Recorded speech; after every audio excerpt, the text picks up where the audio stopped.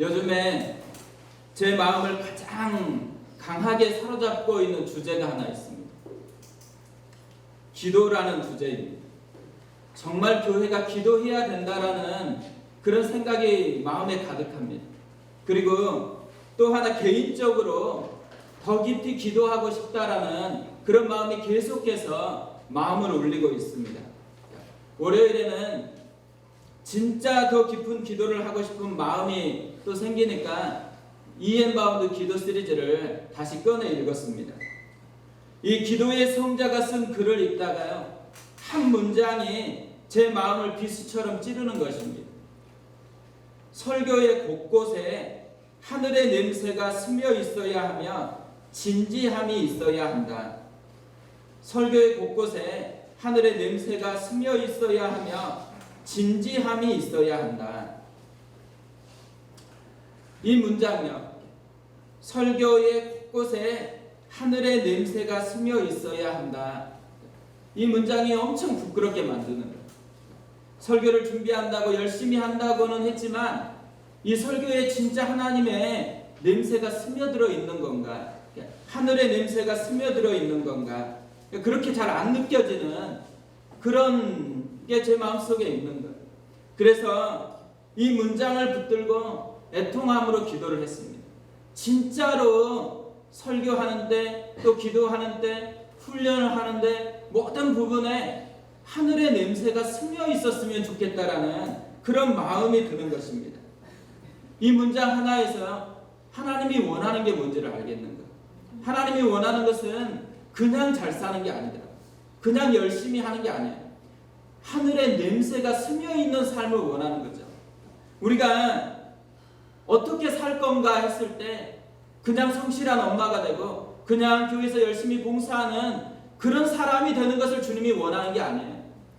하나님이 원하는 것은 하늘의 냄새가 스며 있는 그것으로 살아가는 그 사람이 되기를 원한다라는 거죠. 그래서 우리를 그리스도의 향기라고 했습니다.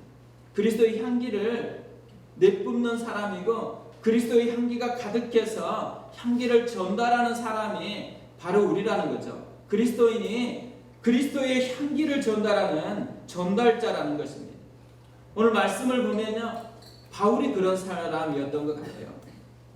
바울은 가는 곳마다 하나님의 냄새로 가득 채웠습니다. 바울이 귀신 들린 여종 고쳐준 것 때문에 매를 맞고 착고에 채워진 채로 차가운 빌립보 감옥에 갇혔습니다. 감옥은 억울함이 가득한 곳이죠. 또 감옥은 분노가 가득한 곳이거든요. 감옥은 죄의 냄새가 가득한 곳입니다. 그런 감옥을 바울은 하늘의 냄새로 가득 채우고 있습니다. 25절 보면요, 한밤중에 바울과 실라가 기도하고 하나님을 찬송하며 죄수들이 듣더라.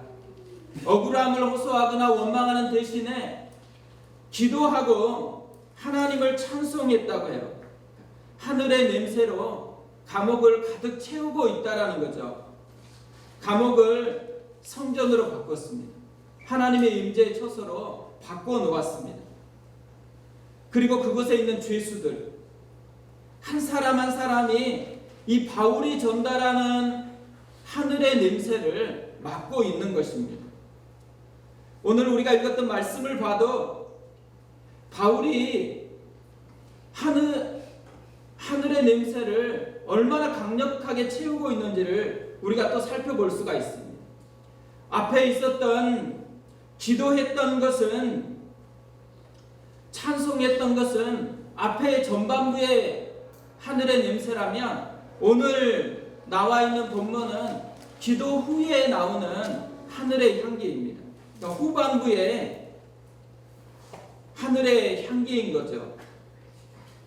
기도 응답 때문에요, 망하는 사람들이 종종 있어요. 기도할 때까지는 진짜 하늘의 사람이었거든요. 근데 기도가 응답이 되어지니까 세상에 사람이 된 사람들이 굉장히 많아요. 아무것도 없었던 그때에 하나님 앞에 간절하게 기도하니까 형편이 풀리죠. 부유해졌어요. 그러니까 어떻게 돼요? 여행을 떠나고 여러 가지 돈 쓸 일이 많으니까 하나님을 향한 마음이 점차 식어져 버렸어요. 병들었을 때 열심히 기도하니까 회복시켜 줬어요. 회복시키니까 어떻게 돼요? 건강하니까 그 건강함을 가지고 주님을 섬기는 게 아니에요. 건강한 그것으로 세상을 섬겨요. 세상에 건강함을 다 써버리고 있는 것이죠. 열심히 뭔가 성취하기 위해서 기도를 하죠. 공부를 하고 또 취업을 하고 결혼을 하고 다 그때까지 열심히 기도해요. 하나님이 그것을 듣고 응답을 해주시면 어떻게 돼요?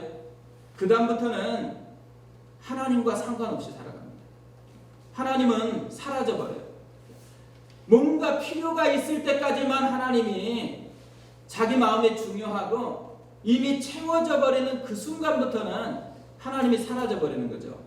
이게 많은 사람들에게서 발견되는 모습이에요. 왜 사람들이 그렇게 바뀌어져 버릴까? 기도 후에 어떻게 해야 되는지를 관리하지 않기 때문에 그래요. 우리는 필요성이 있을 때는 관리를 해요. 기도하는 것으로 마음을 하나님께 두는 것으로 관리를 해요. 그러나 채워지면 어떻게 돼요? 하나님이 주신 이것을 가지고 어떻게 쓰는 것이 하나님 앞에서 바른 길인지에 대해서 묻지를 않아요. 후에 관리를 하지 않게 되어진다는 거죠. 그런데 오늘 본문을 보면 바울은 기도 후에 관리를 훨씬 더 잘한 사람이었습니다. 오늘 말씀은 기도 후에 어떻게 할 것인지를 우리에게 보여주고 있다고 생각을 해요. 사실 감옥에 있었던 사람들이 가지고 있는 단 하나의 꿈이 뭐예요? 나가는 거예요. 때가 되면 나가거나 때가 안 돼도 나가고 싶어요. 그래서 탈옥을 합니다. 근데 27절을 보세요. 간수가 자다가 깨어 옥문들이 열린 것을 보고 죄수들이 도망한 줄 생각하고 칼을 빼어 자결하려 하거늘 기도하자 하나님께서 옥문을 열고 착고를 풀어 주었습니다. 간수가 이걸 보고는 확인도 안 해보고요. 자결하려고 하고 있어요. 왜 확인도 안 해보고 자결하려고 할까요? 안 봐도 뻔하기 때문에 그래요. 죄수들의 모든 꿈이 탈옥이거든요. 나가는 건데 지금 옥문도 열렸지 착고도 풀렸지 다 나갈 수 있는 모든 환경이 갖추어져 있으니까 반드시 나갔을 거라고 생각했죠. 당연히 도망갈 것이라고 생각을 했습니다. 당시에 보면요. 간수들이 죄수들이 도망을 가면 죄수들이 가지고 있었던 그 죄에 대한 대가를 간수가 치루어야 됐다고 해요. 그러니까 이 죄수들이 엄청 많잖아요. 다 모으면 자기가 죽을 수밖에 없는 거죠. 사실 자결 안 해도요 죽을 수밖에 없어요. 간수는 지금 심각한 입장에 처해 있죠. 그럼 바울이나 죄수들은 어때요? 바울이나 죄수들은 완벽한 기회가 열렸어요. 모든 것이 지금 기도를 통해서 완벽하게 준비가 됐어요. 옥문도 열렸고 착고도 풀렸습니다. 걸어서 나가기만 하면 돼요. 당연하게 선택할 수 있는 선택권이 눈앞에 있는데 바울이 당연하게 그것을 선택하지 않아요. 다른 선택을 합니다. 28절을 보면 바울이 크게 소리질러 이르되 내 몸을 상하지 말라 우리가 다 여기 있노라 하니 바울이 오히려 크게 소리를 질렀어요. 우리가 다 여기 있다고. 나가지 않았다라는 거죠. 완벽한 기회잖아요. 완벽한 기회일 뿐만 아니라 하나님께 기도해서 얻은 기회예요. 그런데 왜 안 나갔을까요? 시간이 너무 촉박해서 잡힐 것 같으니까. 환경 때문에 할 수 없어서 그런 선택한 게 아니에요. 할 수 있어요. 이미 도망칠 수도 있어요. 하나님이 옥문도 열어줬다면 도망치는 모든 것도 보호해 주실 거예요. 그러니까 환경 때문이 아니고 자발적으로 선택을 했다는 거죠. 왜 자발적으로 이런 선택을 했을까요? 주고 싶은 것이 다릅니다. 바울은 지금 주고 싶은 것이 다른 것입니다. 바울은 기도하기 전에도 감옥에서도 주고 싶은 게 달랐어요. 그리고 기도가 응답되어서 이렇게 다 열려 있을 때에도 그때도 지금 주고 싶은 게 다른 것입니다. 진짜 하늘의 냄새를, 하늘의 향기를 전달하고 싶은 것이죠. 바울이 진짜 주고 싶었던 게 뭘까요? 오늘 제가 말씀을 묵상하다가요, 적어도 두 가지는 있다고 생각을 했어요. 하나는 뭐냐면 사망이 아니라 생명을 전달하고 싶은 거예요. 바울이 죄수들과 함께 도망치면 어떤 일이 발생해요? 간수는 자결하지 않아도 죽어야 돼요. 그런데 이 간수를 살리고 싶은 거죠. 사실 감옥은 사망의 땅이거든요. 바울이 뭘 하고 싶은 거예요? 사망의 땅에서 생명의 땅으로 바꾸고 싶은 거예요. 이 사망, 절망 이런 것밖에 없는데 그 속에 새로운 씨를 심어놓고 싶은 게 바울의 심정이었다라는 거죠. 바울은 단지 육신의 생명만 살리고 싶은 게 아니에요. 영혼도 살리고 싶은 거예요. 그래서 30절에서 32절에 이렇게 되어 있습니다. 그들을 데리고 나아가 이르되 선생들이여 내가 어떻게 하여야 구원을 받으리까 하거늘 이르되 주 예수를 믿으라 그리하면 너와 내 집이 구원을 받으리라 하고 주의 말씀을 그 사람과 그 집에 있는 모든 사람에게 전하더라. 바울이 궁극적으로 주고 싶었던 것은 구원이었고 하나님의 나라를 선물하고 싶은 것이죠. 세상에 찌들어 있고 세상의 방식으로 살고 세상 밖엔 다른 게 없는 것처럼 살아가는 사람이에요. 근데 이 사람에게 세상 밖에도 새로운 나라가 존재하고 있다는 것. 육신의 생명뿐만 아니라 영원한 생명이 존재하고 있다는 것. 이걸 보여주고 싶은 거죠. 그러니까 다르게 접근하는 이 바울의 모습을 보면서 간수가 물어요. 어떻게 하면 구원을 받을 수 있습니까?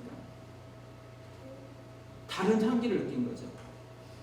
자기와는 전혀 다른 그런 향기를 느끼고 있는 거예요. 그렇기 때문에 그 향기를 자기도 경험하고 싶은 거죠. 그때 바울이 구원을 선물로 줍니다. 우리가 생각해 보세요. 뭘 주고 있을까요? 우리 자녀들에게 뭘 주고 있을까요? 우리가 만나는 사람들에게 뭘 주려고 하고 있을까요? 자녀들이 공부 잘하는 건 좋은 거죠. 근데 공부 잘해서 망하는 사람도 많습니다. 공부보다 훨씬 중요한 가치를 주어야 하는 사람이 그리스도인이에요. 부자가 되는 것이 얼마나 좋아요. 편리함이 많죠. 근데 부자가 되는 것보다 훨씬 중요한 가치가 있어요. 그걸 주는 사람이 그리스도인이에요. 그리스도인이 주는 것은 세상에서 주는 것과는 달라야 된다는 거죠. 세상이 줄 수 없는 것을 주는 사람. 하나님의 나라를 주고 하나님의 생명을 주고 진짜 영혼의 가장 절박한 필요를 채워줄 수 있는 사람이 그리스도인이라는 거죠. 또 하나 바울이 주고 싶었던 게 있어요. 그건 뭐냐면 참된 그리스도인의 모습이에요. 지금 사람들이 다 보고 있거든요. 바울이 어떻게 하고 있는지 그걸 보고 있어요. 보통 사람들이 어떻게 행동을 해요? 본능을 따라 행동하잖아요. 사람들이 무슨 말을 하면 화를 버럭내요. 근데 화를 버럭내는데 보면요, 대부분 어때요? 그 말이 맞아요. 저도 그런 것 같아요. 맞는 말을 할 때 기분이 나빠요. 틀린 말을 하면 기분이 안 나빠요. 왜 틀린 말을 하면 기분이 안 나쁘죠? 나하고 상관없는 말이니까. 혹시 오해했을 수도 있으니까. 근데 맞는 말을 하면 기분이 나빠요. 맞는 말은 왜 해요? 사랑하니까요. 맞는 말은 다 사랑이라는 이름으로 해요. 그런데 맞는 말을 하는 순간에 기분이 나빠요. 사람들은 전부 다 본능으로 자기가 원하는 대로 맞다고 생각하는 대로 그 모습으로 다 반응을 한다라는 거죠. 사람들에게 옥문이 열렸어요. 도망가는 게 본능대로 하는 거예요. 자기에게 이득이 되면 그 이득을 붙드는 게 본능이에요. 자기가 생각나는 말이 있으면 뭐예요? 그냥 표현해 버리는 것이, 그 사람이 어떻든지 간에 내 속에 일어나는 것을 먼저 표현하는 것이 본능이에요. 그러고 나서 뭘로 추스려요? 그 사람이 상처를 받든지 말든지 자기를 추스리려고 하는 것이 인간의 본능 중에 하나인 거죠. 근데 바울은 본능대로 살지 않아요. 기도에서 옥문이 열렸는데 도망가지 않아요. 그러니까 어떻게 돼요? 사실 죄수들은 도망가고 싶었겠죠. 근데 바울이 도망을 가지를 않는 거예요. 어떻게 멈추는 거예요? 왜 멈추겠어요? 뭘 하는지 보고 싶은 거죠. 바울이 안 도망간다라는 것은 뭔가 또 다른 일이 남아있다라는 것을 깨닫게 해주는 거잖아요. 더 큰 뭔가가 있는 것 같은 거예요. 이 더 큰 뭔가가 사람들의 발걸음을 멈추게 했어요.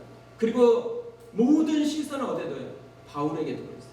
바울이 어떻게 하고 있는지, 바울이 어떤 모습으로 반응하는지를 지금 보고 있는 거죠.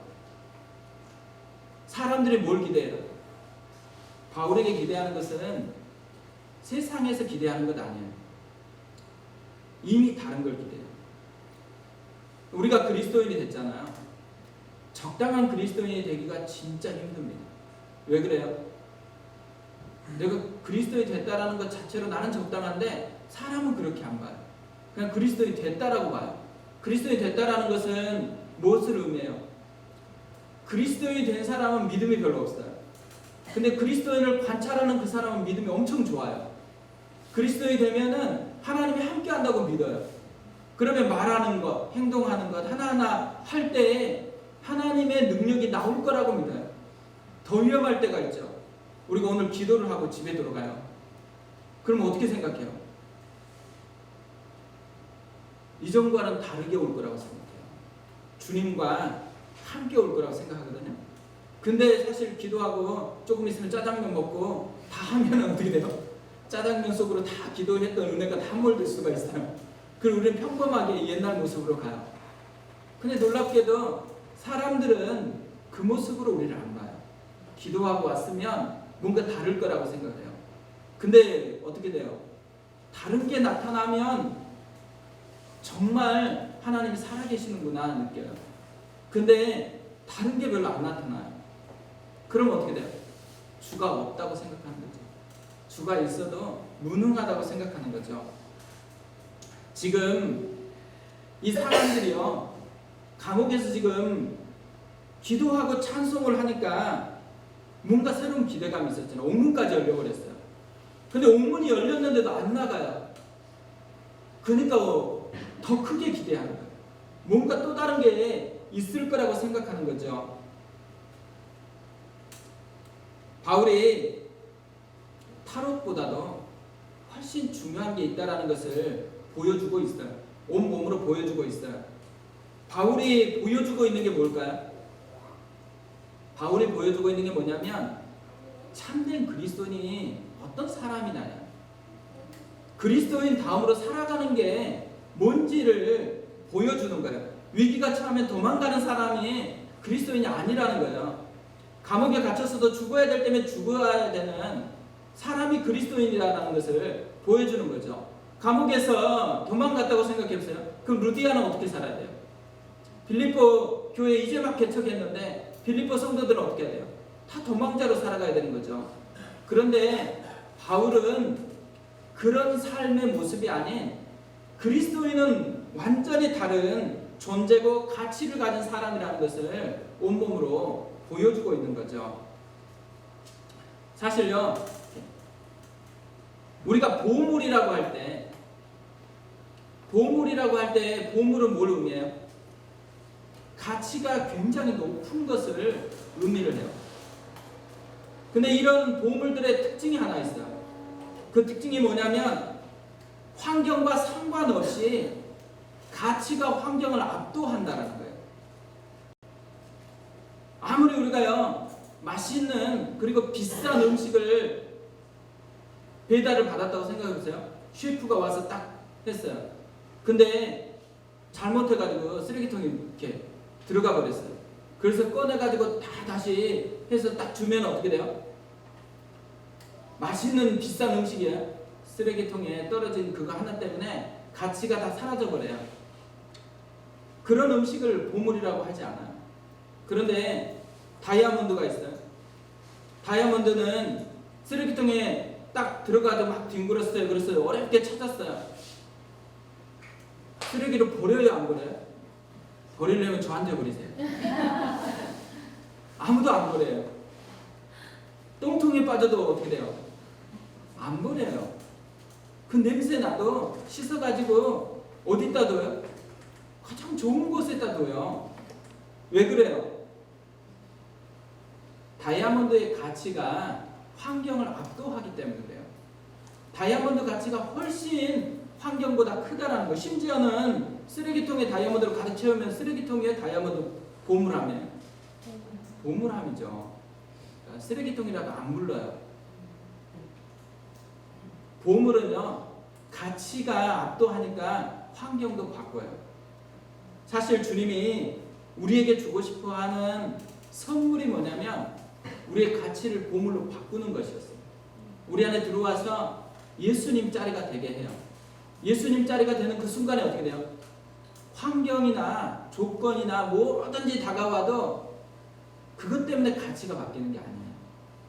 그것 때문에 가치가 바뀌는 게 아니고 오히려 우리의 가치 때문에 환경이 바뀌는 게 보물의 모습이잖아요.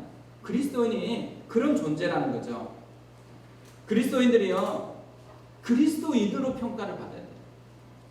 내 안에 있는 고유한 예수가 있다라는 것, 내 안에 성령님이 거하고 있다라는 것, 내 안에 하나님이 있다라는 것으로 가치 평가를 받는 사람이에요. 그런데 교회에서 보세요. 그것 때문에 가치 평가를 받나요? 교회에서도 그 앞에 뭔가 붙어 있어요. 부자냐, 가난한 사람이냐, 건강하냐, 그렇지 않느냐, 열심히 섬기고 있느냐, 그렇지 않느냐, 뭔가 가치를 말하는 것이 앞에 또 하나 붙어 있어요. 그 가치 때문에 어떻게 돼요? 앞에 있는 가치가 진짜 보물의 가치를 압도해버리는 것 같은 착각이 들 때가 굉장히 많다는 거예요. 그래서 내가 진짜 그리스도인이라는 것 때문에 환경을 압도하는 게 아니고요, 그 앞에 있는 환경적인 요소 때문에 그리스도인이라는 이 가치가 위축되어 버리는 것, 이게 많은 교회에서 발생하는 일들이라는 거예요. 오늘 바울이 온 몸으로 지금 자기를 뚜렷하게 관찰하고 있는 사람들에게 보여주는 게 뭐겠어요? 환경이 가치를 결정하지 않는다는 거예요. 이미 자기 속에서는 새로운 가치 체계가 있기 때문에 환경하고 아무 상관없이 환경을 압도하는 사람이 됐다는 거죠. 그래서 감옥에서도 찬양할 수 있어요. 망한 것 같은데 기도하고 노래할 수 있어요. 우리가 그리스도인 됐다는 것은요, 앞에 어떤 수식어가 붙어도 그 수식어가 우리의 가치를 변질시키는 사람이 아니에요. 우리의 가치가 수식어를 압도하는 사람이 되는 것, 이것이 진짜 그리스도인의 모습이라는 거죠. 이게 바울이 지금 보여주고 있는 모습입니다. 바울이 어떻게 이런 모습을 보여줄 수 있겠어요? 바울에게는 강인한 정신력이 있어서 그럴까요? 훈련을 너무너무 잘 받아서 그럴까요? 바울이 자기 자신에게서 가치를 부여받은 게 아니에요. 바울에게 있어서 이런 강력한 모습을 보여줄 수 있는 것, 그게 어디에 있겠어요? 자기 안에 채워진 것이 그 가치를 말해주기 때문에 그래요. 바울 안에 채워져 있는 게 뭐겠어요? 31절 32절 보세요. 주 예수를 믿으라. 그리하면 너와 내 집이 구원을 받으리라. 주의 말씀을 그 사람과 그 집에 있는 모든 사람에게 전하더라. 바울에게 두 가지가 채워져 있어요. 주 예수. 주 예수가 바울에게 가득해요. 주의 말씀이 가득해요. 바울은 자기의 삶을 결정하는 것이 주 예수였어요. 그래 주의 말씀이 그의 삶을 결정하고 있는 거예요. 그렇기 때문에 어떻게 돼요? 세상에서 어떤 소리가 들려오든 어떤 환경이 수식어로 붙든지 간에 자기 안에 있는 가득한 것이 환경을 압도하고 있다는 거죠.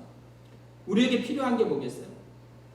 우리에게 필요한 것은 우리의 마음에 주 예수로 가득 채우는 거예요. 우리의 마음을 주의 말씀으로 가득 채우는 거예요. 그래서 우리의 생각 속에서 일어나는 많은 환경이 주는 그런 위축되게 하는 것, 연약하게 하는 것, 흔들어 놓는 것, 그런 것들이 큰 파도처럼 밀려온다고 해도 우리의 가치는 내 안에 있는 예수로만 평가가 되는 거예요. 주의 말씀이 그러하면 모든 것을 뛰어넘을 수 있는 능력을 가진 사람이 바로 그리스도인이라는 거죠. 저는 진짜 좋아하는 단어가 하나 있어요. 제가 대학생 때 이 단어를 경험하고 나서요, 제 평생을 헌신했던 단어예요. 무슨 단어일까요? 순장이라는 단어예요. 순장. 저는 제 생애에 평생 순장이 되겠다고 하나님 앞에 헌신했던 사람이거든요. 제가 말하는 순장은 말씀에 나와 있는 제자예요. 선교사이기도 하고 목사이기도 하고 모든 게 포함되어 있는 그 사람이 순장이더라고요. 대학 시절에 순론 노트라는 게 있습니다. 김종우 목사님이 순장이 뭔지, 순호는 어떤 사람인지, 또 순 모여서 뭘 하는지 이런 것을 기록해 놓은 노트이거든요. 근데 이 노트에 진짜 많은 문장들이 있는데 제 마음에 나도 이렇게 살고 싶다라고 동기부여했었던 몇 가지 문장 중에 하나가 이거예요. 순장은 영원한 생명의 수태자, 천하보다 귀한 생명의 수태자로서 숨어버리는 무한한 생명의 전달자여 영혼의 어머니임을 명심하고 순원을 키우고 돌보고 사랑하고 가르치고 신방하는 일을 자원하여 맡는다. 이게 예수님의 모습이었다고 생각했어요. 그리고 이것이 내 안에 있는 예수님이 나를 통해서 또 하고 있는 모습이라고 생각했어요. 그래서 평생 이 삶을 살고 싶어요. 평생 하나님 앞에 이 순장이라는 이름으로 살고 싶은 게 저의 가장 깊은 꿈이에요. 그러니까 저는 목사라는 단어보다 순장이라는 단어를 좋아합니다. 저는 선교사라는 단어보다 순장이라는 단어를 좋아합니다. 그런데 분당우리교회에서 생각하면서 너무 기분이 나쁜 거예요. 뭐가 기분이 나빠요? 제가 그렇게 소중히 여기는 순장이라는 이 단어를 제가 생각하는 대로 사용하지 않는 거예요. 그래서 너무 기분이 나빴어요. 그 기분 나쁜 결과가 어떻게 돼요? 순장 오리엔테이션 할 때마다 이 얘기를 했어요. 순장 오리엔테이션을 제가 인도할 때마다 제가 너무너무 소중히 여기는 제 인생을 걸었던 말인데 그 말답게만 좀 살아달라고 그렇게 부탁했거든요. 근데 똑같아요. 오늘 말씀을 보면서 이 바울의 모습 속에서 다시 순장이라는 단어가 생각이 났어요. 세상에 줄 수 없는 것을 주는 사람, 순장입니다. 순장이라는 말을 하니까 우리도 이제 순장님들만 생각하는 그럴 수 있죠. 우리가 순장. 집에서 엄마는 순장이에요. 집에서 남편과 아내는 순장이에요. 누군가를 만나면 어때요? 만나는 그 순간 나는 순장으로 만나는 거예요. 왜 그래요? 내 안에 예수가 거하고 있으니까. 내 안에 있는 예수님은 그 삶을 원하니까. 그 삶을 위해서 왔고 그 삶을 위해 죽었고 그 삶을 위해 부활했고 그 삶을 위해서 지금 우리 안에 다시 성령으로 거하고 있기 때문에 예수님이 우리를 통해 하고 싶은 것이 그 삶이기 때문에 그래요. 그래서 생각해 보세요. 바울이 이런 세상에 줄 수 없는 것을 주고 있으니까 너무너무 부럽잖아요. 그 부러움이 나하고 거리가면 어떻게 돼요? 바울은 바울이니까 저 정도 살고 나는 이 정도 살면 된다라고 생각하는 그 모습이 찾아온다 그러면 그거는 사단의 속삭입니다. 사단의 유혹이죠. 바울이나 우리나 별 차이 없어요. 바울이 경험했던 예수나 우리가 경험한 예수는 차이가 없어요. 바울 속에 있는 예수님이 그 속에서 역사하고 싶은 거나 우리 속에 있는 예수님이 우리를 통해서 역사하고 싶은 거나 차이가 없습니다. 결국 우리에게는요, 뭐가 필요하다고 생각하냐면, 바울의 시대에는 바울은 지금 자기 속에 있는 예수가 가득하고 자기 속에 있는 말씀이 가득해서 그 예수와 말씀이 자기 삶을 통해서 하늘의 냄새를 흘려보낸다고 믿었어요. 우리는 뭐예요? 우리는 우리 안에 있는 예수와 우리 안에 있는 주의 말씀이 나를 통해서 흘러가서 사람을 변화시킬 수 있는 하늘의 향기가 될 수 있다라고 안 믿는 거예요. 그러면 어떻게 돼요? 아무리 주님이 하고 싶어도 할 수 없는 것이 되는 거죠. 우리에게 필요한 하나, 믿는 것. 주님을 신뢰하는 것. 내가 연약해도 내 속에 있는 주님은 강하다는 것. 내가 아무것도 할 수 없어도 내 속에서 주님은 모든 것을 할 수 있다는 것. 바울을 변화시켰을 뿐만 아니라 나를 변화시킬 수도 있고 나를 통해서 일할 수도 있다는 것. 이것을 믿는 것이 우리가 해야 되는 단 하나입니다. 오늘 주의 말씀을 통해서 주님이 우리를 부르세요. 세상이 줄 수 없는 것을 주라고, 하늘의 냄새를 풍기라고. 그것이 하나님께서 지금 우리를 통해서 일하고 싶은 거고, 지금 하나님께서 우리에게서 드러내고 싶은 한 가지라고. 우리가 그 모습을 드러내는, 이 모습으로 하루하루를 살아내는 그런 하나님의 종들이 되었으면 좋겠습니다.